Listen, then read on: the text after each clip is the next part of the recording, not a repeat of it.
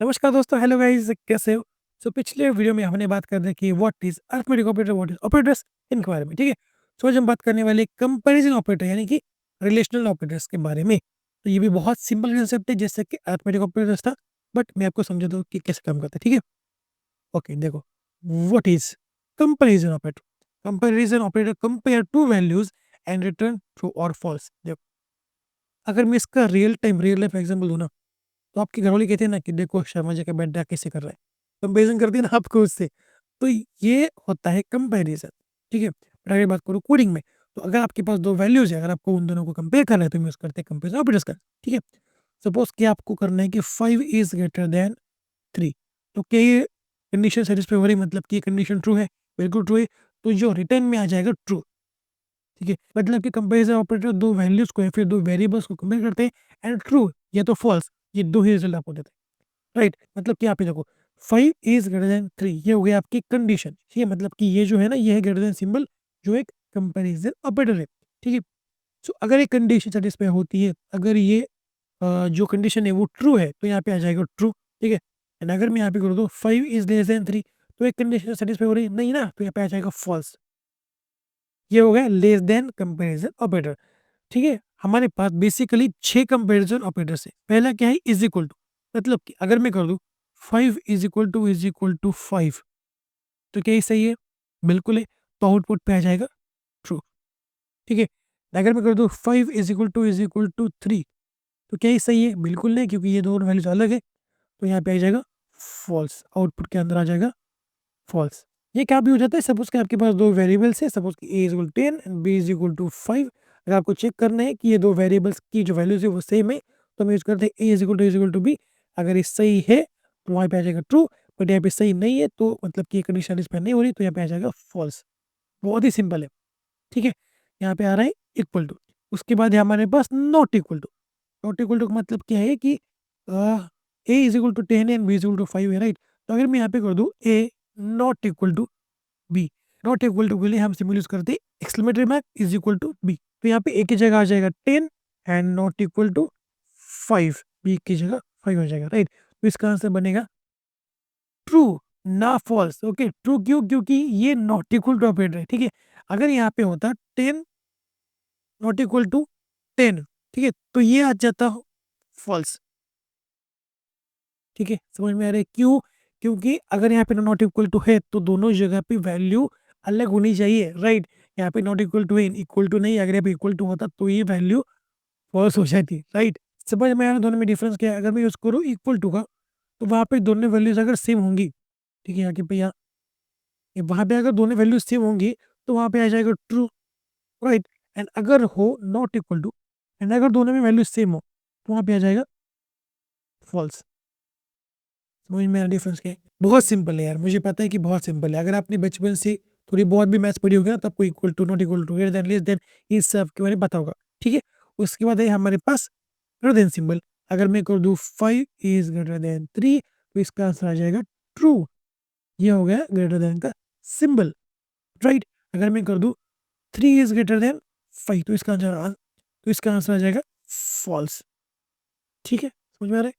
उसके बाद less than, ये तो आपको पता होगा, अभी मैंने समझा दिया आपको। 5 इज लेस देन 3, ओके? अगर 5 इज लेस देन 3 है तो इसका आंसर आ जाएगा फॉल्स, ठीक है? एंड सपोज मैं कर दूं 7 इज लेस देन 10, तो इसका आंसर आ जाएगा ट्रू, ठीक है? ये है लेस देन सिंबल, ओके? उसके बाद है greater than equal to and less than equal to. ये भी आपको बहुत सिंपल है, ये भी बहुत सिंपल है, मैं दिखाता हूँ आपको, ठीक है? पहले बात कर लेते हैं greater than and equal to की, ठीक है?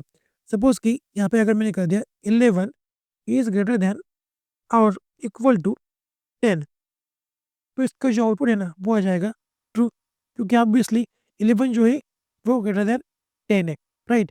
एंड सपोज मैं अगर यहाँ पे कर दूँ 10 इज ग्रेटर देन और इक्वल टू 10, तो इसका आंसर क्या बनेगा? तो इसका आंसर भी बनेगा ट्रू, क्योंकि यहाँ पे क्या है, ग्रेटर देन और इक्वल टू, राइट?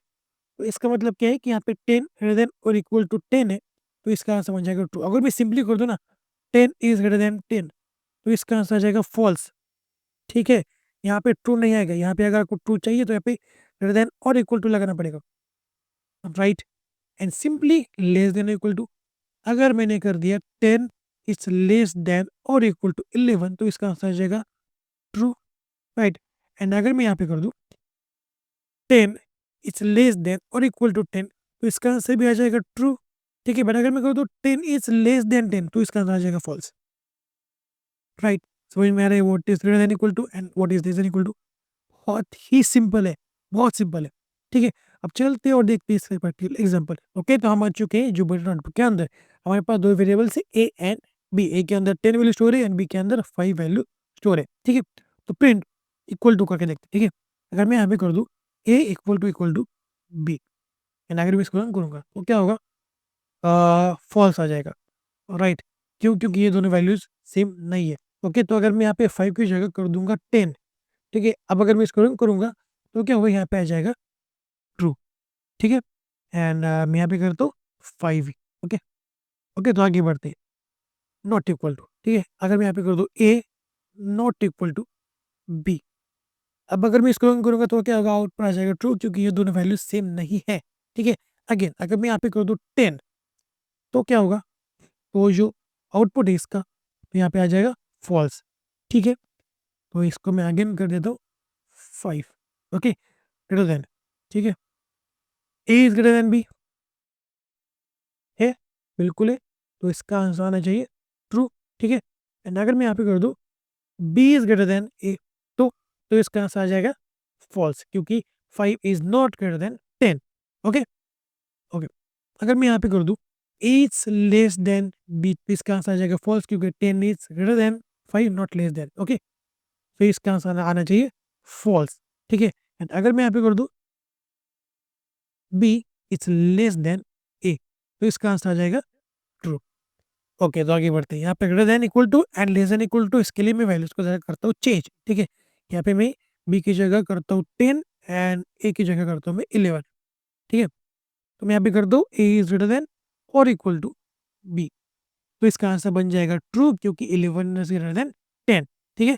एंड अगर मैं ए की वैल्यू कर दूँ 10, ओके, तो क्या होगा? देख लेते हैं। तो भी वैल्यू ट्रू बन जाएगी, क्यों? क्योंकि A is greater than equal to का मतलब है कि इक्वल टू और ग्रेटर देन, मतलब कि ए अगर बड़ा है बी से या फिर इज इक्वल टू है उसके बराबर भी है तो भी ट्रू रिटर्न कर दो, राइट।